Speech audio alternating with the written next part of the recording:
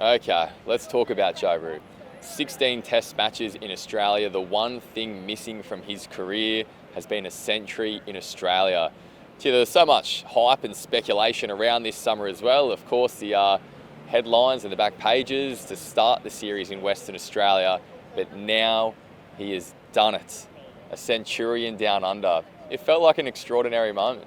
It really was, and I love the moment after he reached the century and he sort of his eyes fixed towards the England team viewing area, and there was just a bit of a shrug of the shoulders and a little bit of a well, how about that? And Joe Root's a very humble player. You talk to him and you don't get the impression that he's England's greatest ever run scorer and the way that he carries himself.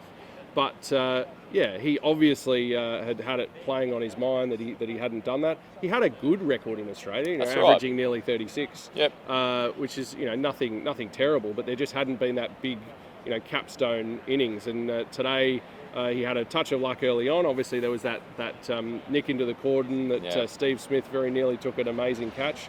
But he has said that's some of the luck that you need. That's how he thought about his second innings dismissal in Perth, where he dragged one on.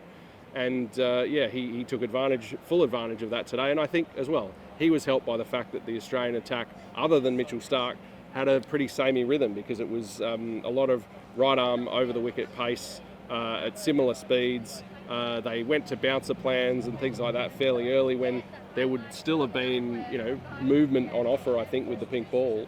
And that gave Joe Root that little bit of extra, I think, wiggle room to get to three figures. And then obviously in that last half an hour or so, with Jofra Archer at the other end, really turned, I think, an even day into England's day. Important runs, weren't they, at the end there, that's for sure.